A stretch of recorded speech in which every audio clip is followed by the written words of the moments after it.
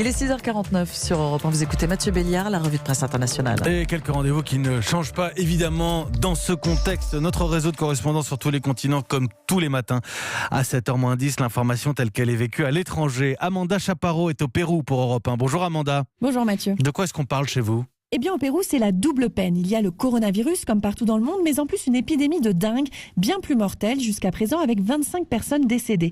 14 000 personnes ont été infectées par ce virus transmis par un moustique, contre seulement 43 pour le Covid-19. Dans ce contexte, des voix s'élèvent dans la presse péruvienne pour dénoncer la psychose face au coronavirus, quand l'épidémie de dingue a de quoi préoccuper davantage. Des éditorialistes du grand quotidien La Repubblica appellent au discernement, et le tabloïd L'Expresso accuse le gouvernement de ne pas assez mettre l'accent sur cet autre virus.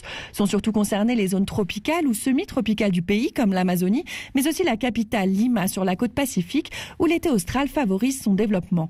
Les autorités ont lancé une grande campagne de fumigation. Plus de 40 000 logements seront traités dans les zones à risque et l'alerte sanitaire décrétée en Amazonie. Amanda Chaparro au Pérou pour Europe 1. Clotilde Mravko en Israël. Bonjour Clotilde. Bonjour Mathieu. Le coronavirus chez vous aussi ? La presse israélienne ce matin nous plonge dans un monde que l'on croyait réservé à la science-fiction. Israël va utiliser des méthodes réservées à la lutte contre le terrorisme pour traquer les malades du coronavirus, explique le quotidien Yediot Aharonot. Les services de renseignement israéliens ont désormais le droit d'utiliser les données de géolocalisation des portables des personnes infectées par le virus et de leur entourage. L'État israélien pourra ainsi savoir où sont allés les malades ces derniers jours, avec qui ils ont été en contact et prononcer des mises en quarantaine. Des méthodes surprenantes dénoncées par certaines associations qui y voient une atteinte à la vie privée. Le quotidien de gauche Haaretz révèle que ces mesures ont déjà été appliquées. Un homme rentré d'Italie qui refusait de coopérer avec la police a ainsi été traqué au début de l'épidémie il y a quelques semaines.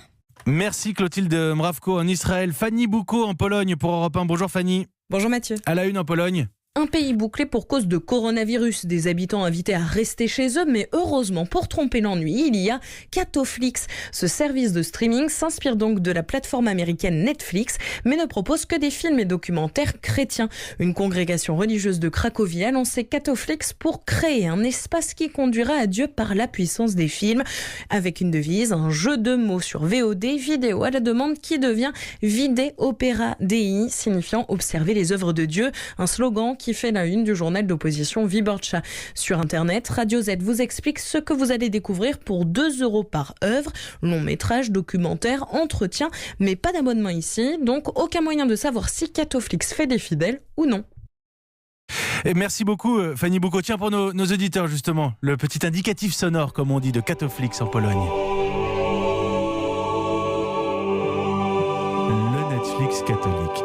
Tout autre chose. À 6h52, simplement un témoignage que je voulais que vous entendiez. Ici, en France, beaucoup de médecins se sont insurgés contre les rassemblements dans des lieux publics, fussent-ils ouverts. Eh bien, écoutez, tiens, c'est la première ministre belge au micro européen d'Isabelle Horry.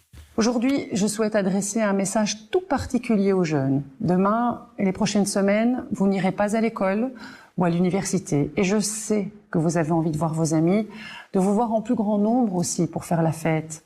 Mais je vous le demande, limitez un maximum vos contacts et surtout, n'organisez pas de soirée en réponse à la fermeture des bars et des boîtes. Pensez-y, pour combattre le virus, nous comptons aussi sur vous.